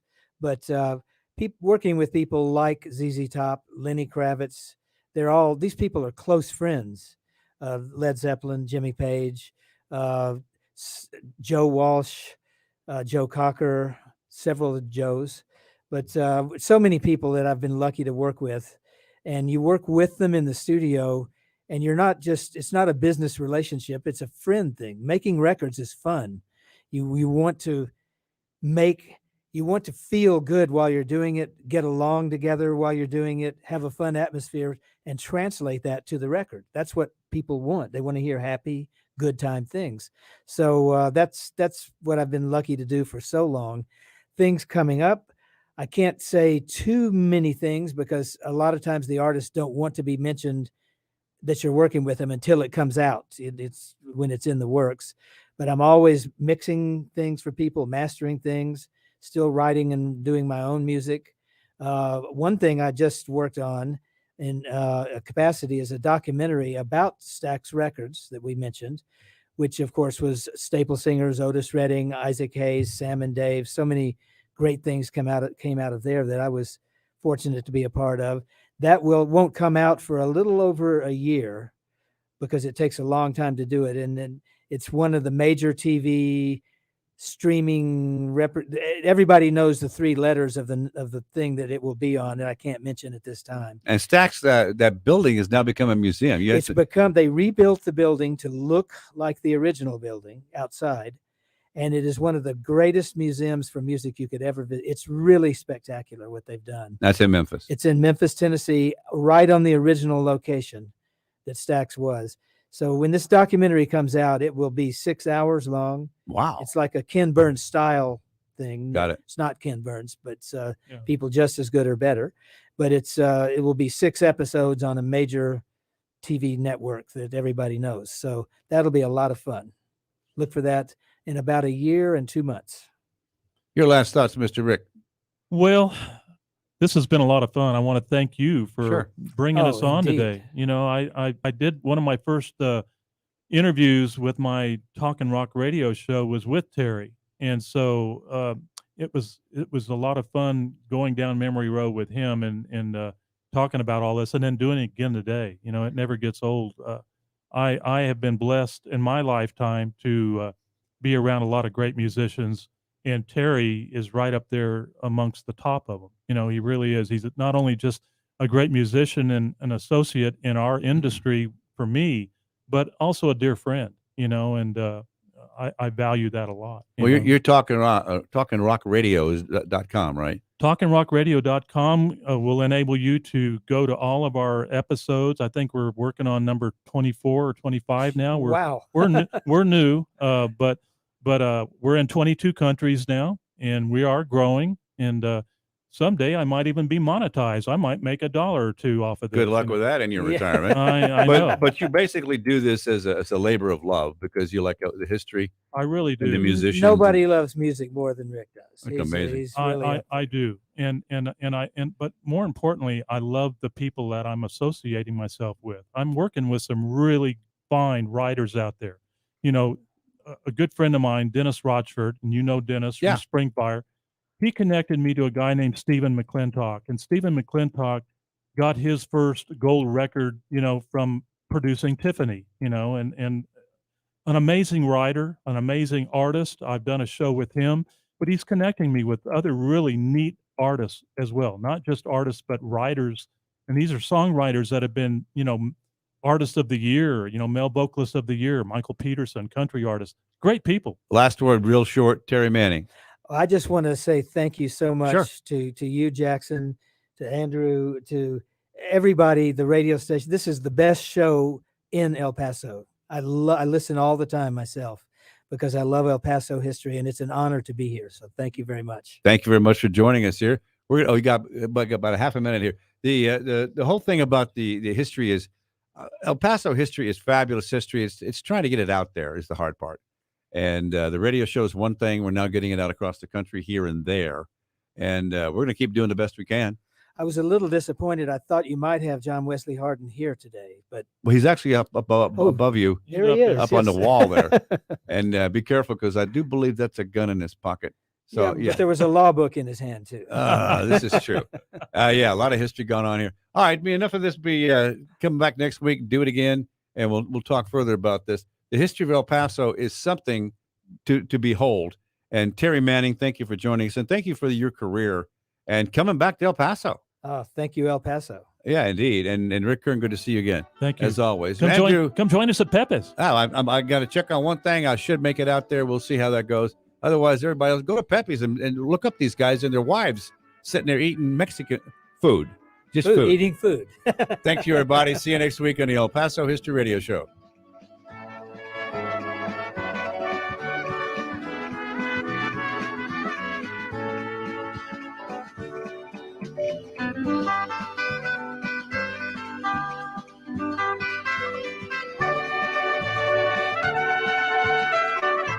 Thank you for listening to the El Paso History Show.